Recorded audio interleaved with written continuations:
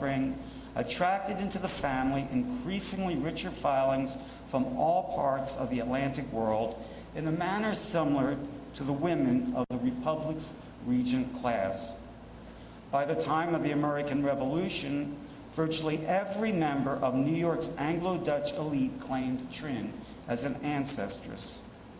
Marital kinship through matrilineal alliances launched men forward as it did for the regent class in the Dutch Republic, and at the same time created the factional divisions that spurred New Netherlands and later New York's economic, political, and cultural development. Family was the crux for individual advancement. Through marriage and the merger of families with capital and credit potential, that the economic prospects of an individual were enhanced and trade contacts into new regions extended. As New Netherland morphed into New York, carefully planned marriages in Dutch fashion brought good connection to Trin's descendants while expanding the family's hold on offices. Studies of town councils in the Dutch Republic, such as of Leiden and Alkmaar, reveal that the marital unions allowed members of the same elite families to sit simultaneously on the councils of and hold offices in various communities despite laws to constrain them. As in the Netherlands, where the arranged marriages of females were used to consolidate political control, New York's elite used careful marital alliances to enhance their family's position within the English imperial world. By the late 1680s, 13 of the 22 New York City militia officers, nearly all of the city's Dutch Reformed Church officers, and many of the city's officials were related by blood or through marriage of a relative to a descendant of Maricha or Annika Jans. In a study of the Dutch Republic's oligarchic structure, Julia Adams noted that state officials had two concerns: securing the state that provided their offices and maintaining the status and wealth of their families and lineages. Excuse me. In the Republic, however, the private and public spheres were not rigidly separated, and faction often arose out of intra-familial disputes and rivalries.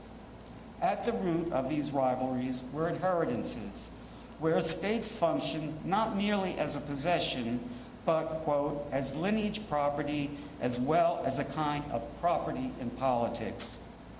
Issues over what was passed down resulted in explosive familial conflicts. Faction arose as a method to promote particular interests made up of alliances of families, and ideological sympathies were an important element in bringing families together. In this way, faction took on a political color and began, alone or with allied factions, to act as parties. Here was another piece of the puzzle toward understanding New York's factionalism. Under English rule, the familial unity that had propelled New Netherland's leading merchants forward began, in Dutch fashion, to also fracture. As I note in my essay, as the first generation passed, the division of their estates became, as estates did in the Netherlands, a bone of contention.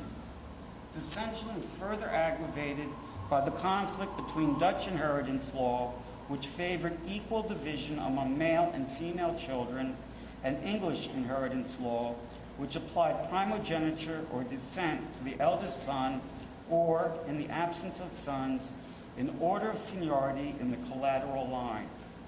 Disputes over the Van Rensselaer, Lokermans, Delaval, and Steenwyck estates, as I mentioned in my essay, are among the better known of these suits.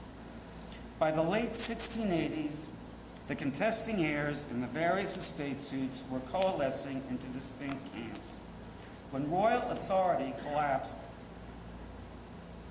in New York in the wake of England's 1688 Glorious Revolution, the quarreling family factions openly vied for provincial control. New York's elite, as elites did in the Netherlands, turned to Reformed theology as an ideological glue. Following Orangists in the Republic, Leisler's faction acquired a confessional caste. Nicholas Bard complained they have exercised their jurisdiction not only in the civil and military, but also in the ecclesiastical. Through charges of papism, Leisler's faction sought to destroy their opponents' lineage claims as they brought